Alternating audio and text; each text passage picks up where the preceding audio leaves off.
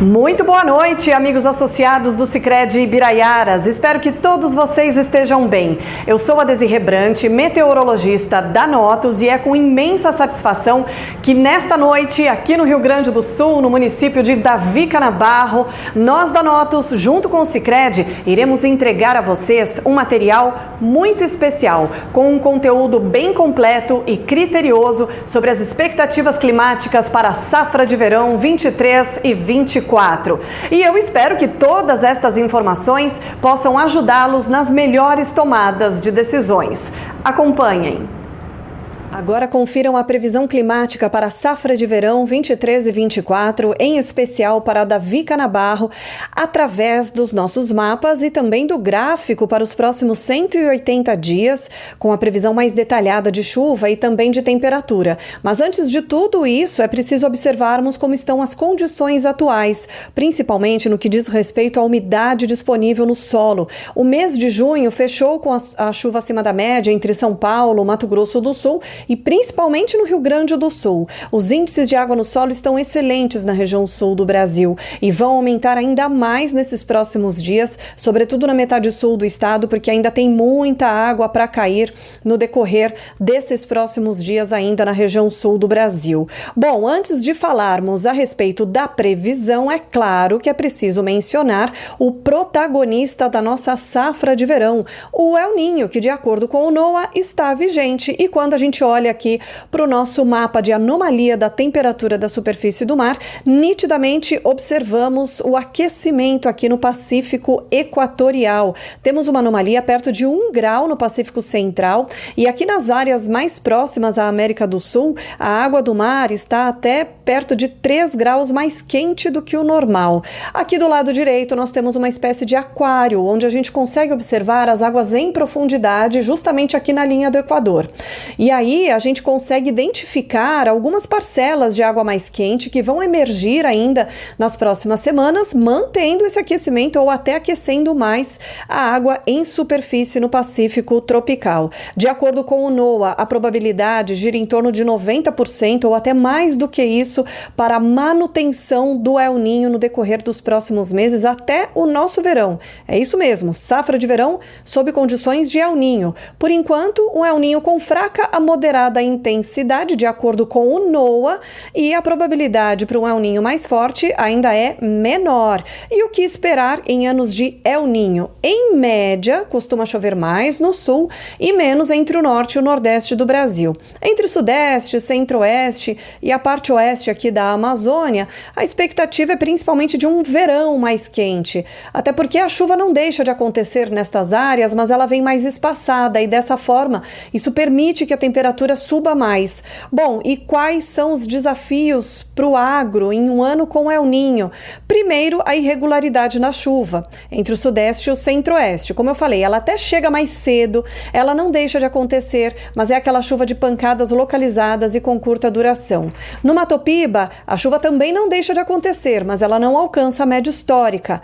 E além disso, se por um lado o El Niño traz a chuva mais cedo, ele pode cortar mais cedo, e isso pode trazer alguma dificuldade para o milho safrinha na porção mais central do Brasil.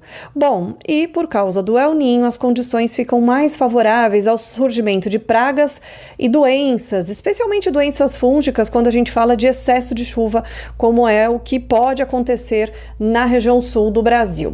Vamos ao que interessa, que é a previsão de chuva, começando pelas próximas semanas. Agora, esses próximos dias ainda vão ter muita água, especialmente no Rio Grande do Sul. De 14 a 20 de julho, mais previsão de chuva, desta vez um pouquinho mais para o norte do Rio Grande do Sul, Santa Catarina e Paraná, onde a chuva ultrapassa a média histórica. De 21 a 27 de julho, a chuva diminui um pouco, mas ela não deixa de acontecer e ainda dentro da média para o período, especialmente entre o norte do Rio Grande do Sul e meio oeste de Santa Catarina. E virada do mês, também com chuva principalmente na região sul do Brasil e com os maiores acumulados entre Rio Grande do Sul e alguns pontos do centro e oeste do estado de Santa Catarina. Agora, para os próximos meses, o mês de julho vai sem dúvida fechar com a chuva acima da média no sul do Brasil, e no mês de agosto a gente já começa a sentir de forma um pouco mais evidente os efeitos do fenômeno El Niño. E de que forma? Deixando a chuva abaixo da média nas áreas mais ao norte do Brasil e acima da média no centro e sul do país, principalmente no interior da região sul do Brasil. Mês de setembro também sob o efeito do El Niño, com chuva acima da média no centro e sul do Brasil, principalmente região sul do país e desta vez também incluindo o estado de São Paulo. E aqui a gente já começa a ter um risco maior para a chuva ocorrer na forma de tempestades na região sul do Brasil. Em setembro também tem essa possibilidade de uma chuva mais forte. Outubro, mais um mês marcado por chuva acima da média para o centro e sul do Brasil, inclusive para o interior da região sul do país, mais uma vez com efeito do El Niño. Além de deixar a chuva acima da média, essa chuva pode vir na maioria das vezes na forma de tempestades, com fortes rajadas de vento, descargas elétricas e eventualmente com risco para queda de granizo. Novembro será mais um mês marcado pela chuva abaixo da média na metade norte do Brasil e acima da média na metade sul do país, principalmente região sul do Brasil, com chuva acima da média no mês de novembro e, na maioria das vezes, uma chuva na forma de tempestades, como eu disse, com alto risco para queda de granizo, além da ventania e das muitas descargas elétricas. Dezembro fecha o ano assim também, com efeito do El Niño, deixando a chuva abaixo da média na metade norte do Brasil, acima da média entre São Paulo, Mato Grosso do Sul, sul de Goiás, mas principalmente região sul, e desta vez a gente vê uma anomalia até mais forte no oeste do Rio Grande do Sul, ou seja, fica ainda mais acima da média para o oeste do Rio Grande do Sul e mais uma vez com o risco de tempestades, com ventania, queda de granizo e muitas descargas elétricas. Em janeiro, tudo indica que o El Niño perde um pouquinho a força. Ele não some, mas ele pode perder um pouco a força em janeiro, e isso vai permitir que outras variáveis oceânicas e atmosféricas passem a atuar no Brasil. E aí quebra um pouco esse padrão de El Niño, com chuva no sul e sem chuva para as áreas mais ao norte. Aí tem uma possibilidade de chuva até acima da média no centro do Brasil. A chuva dá uma leve falhada entre Paraná, São Paulo, sul de Minas e Mato Grosso do Sul, mas ela não deixa de acontecer no Rio Grande do Sul, inclusive pode ultrapassar a média histórica. Mesmo com o El Niño perdendo um pouco a força, ele, entre aspas, acaba protegendo o Rio Grande do Sul do risco de estiagem, que é comum acontecer no mês de janeiro sobre boa parte do estado gaúcho.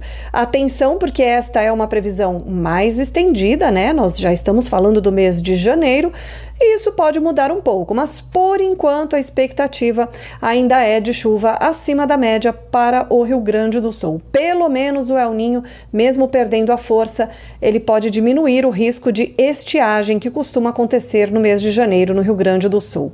Agora, em relação à temperatura, no nosso inverno, também por causa do El Niño, ele deve ser mais ameno, ele deve seguir mais ameno. Teremos ainda algumas ondas de frio, tem previsão para uma queda mais acentuada agora em meados do mês de julho, depois no comecinho do mês de agosto tem outra, até um pouquinho mais forte, o que pode provocar geadas nas áreas de abrangência ali da região de Ibiraiaras. Depois tem mais uma ondinha de frio ali no começo do mês de setembro e após isso a gente não vê mais potencial para uma queda mais acentuada na temperatura. Ou seja, neste ano as ondas de frio elas serão mais espaçadas e elas perdem essa frequência já a partir de meados do mês de setembro. Então, entre aspas, esse vai ser um inverno mais curto, principalmente se a gente comparar com o ano passado. Lembrando que em novembro do ano passado ainda teve geada. Esse ano dificilmente isso acontece. A gente tem ali alguma queda de temperatura, mas o risco para geadas tardias é baixíssimo neste ano. E isso também pela influência do fenômeno El Niño.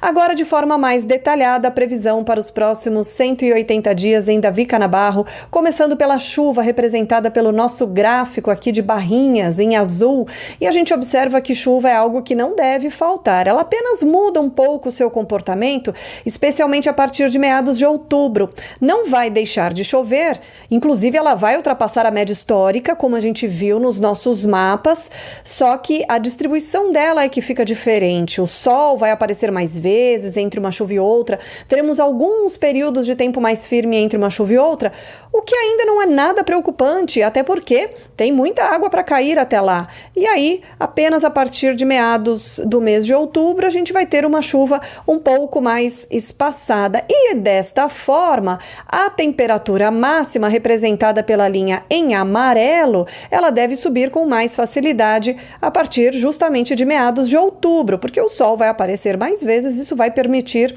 mais horas com o sol e aí a temperatura sobe com mais facilidade. Bom, para fechar a nossa história, a safra deste ano ela vai ter um início um pouco mais úmido, principalmente no centro do Brasil, onde a chuva pode chegar um pouquinho mais cedo, não vão ser grandes volumes, mas já teremos alguns episódios de chuva. No sul, a chuva aumenta de forma bem significativa na primavera e aumenta também o risco para tempestades, incluindo a região de Davi Canabarro. Em 2024, ainda teremos um mês de janeiro com chuva acima da média no Rio Grande do Sul e diminuindo, portanto, o risco de estiagens, como é comum acontecer no mês de janeiro. Em relação à temperatura, por causa do El Niño, este vai ser um inverno mais ameno. Podem ocorrer algumas ondas de frio, mas elas serão mais esporádicas, o alcance delas não será muito amplo e, além disso, a frequência dessas ondas de frio deve diminuir um pouco mais cedo. Isso deve fazer com que o nosso inverno fique mais curto, entre aspas, deixando baixíssimo o risco para geadas tardias. O verão, sem dúvida, vai ser mais quente, principalmente em relação ao ano passado, e no Brasil Central a gente pode ter até algumas ondas de calor. E no Rio Grande do Sul também teremos um verão quente, porque entre uma chuva e outra o sol vai aparecer mais vezes e a temperatura vai subir com facilidade, como é comum em anos com El Niño. Espero que vocês tenham gostado do conteúdo e que a próxima safra de verão seja de prosperidade. E não se esqueçam, juntos podemos construir um agro cada vez mais forte. Até a próxima!